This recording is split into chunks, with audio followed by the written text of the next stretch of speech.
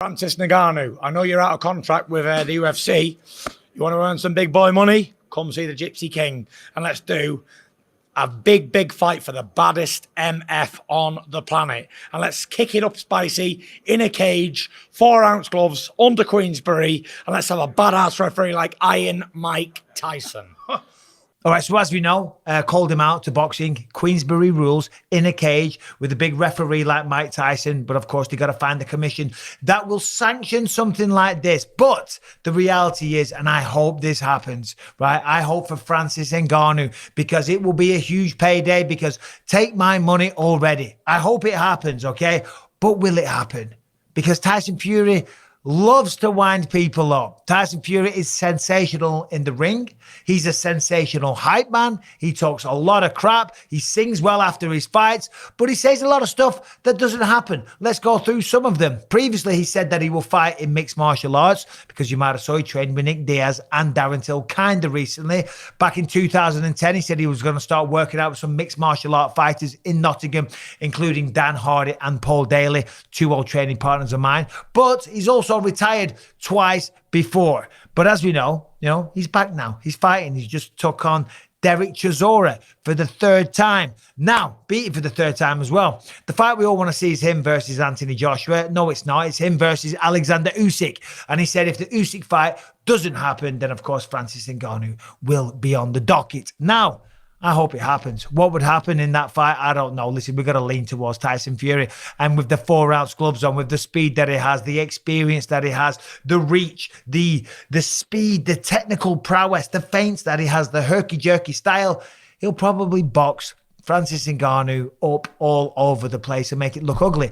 And with the 4-ounce gloves on, it's going to be even worse for Francis. But you never know. You never know. Francis Ngannou hits like a mother effer, okay? So he might connect and he might put him to sleep. Maybe Tyson Fury struggles with the 4-ounce gloves, because when you cover up with the big boxing gloves on, right, it covers up a lot of your face. With 4-ounce gloves on, as you can see, it's leaving a lot of openings here. Francis could connect and maybe Tyson would make a mistake.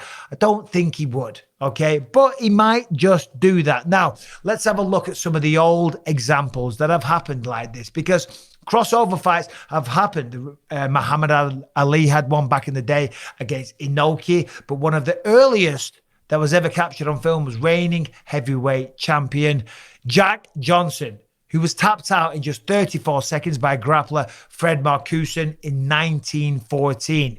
Ronda Rousey's old coach, Judo Gene LeBell, he beat boxer Milo Savage in what some people consider to be the first world's televised mixed martial arts fight in 1963. Of course, mixed rules fights, that was kind of what founded the Ultimate Fighting Championship way back in the day. At UFC 1, world-class boxer Art Jimmerson, you probably remember this one, stepped in the octagon with one glove on, infamously wearing one glove. And what happened? Well, it's pretty obvious. He couldn't stop a takedown. He was taken down pretty quick, and he was tapped out by the one and only, the legend, Royce Gracie. Now, listen, lots of other examples in the 2000s, Donald Cerrone, Carlos Condit, and Mark Hunt.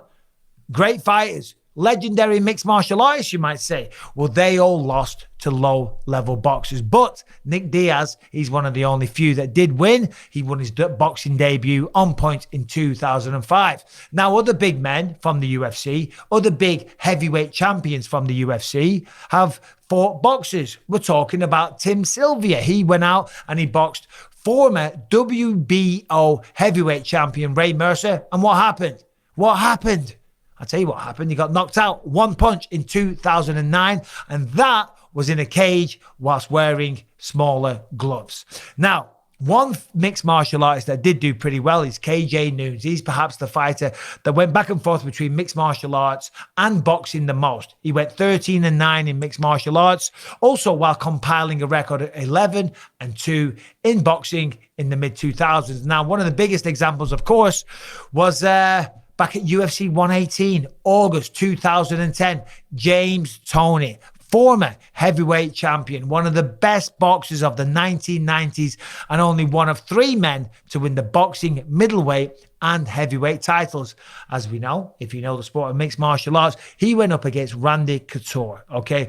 Tony had literally chased Dana White all over the Las Vegas casinos demanding a fight. And what happened? Well, the fight started. Randy Couture's a smart man. He's not going to engage in a boxing match. What did he do? As soon as he started, level change, went down, ankle pick, put him down on the floor, and then tapped him out merely in a matter of minutes.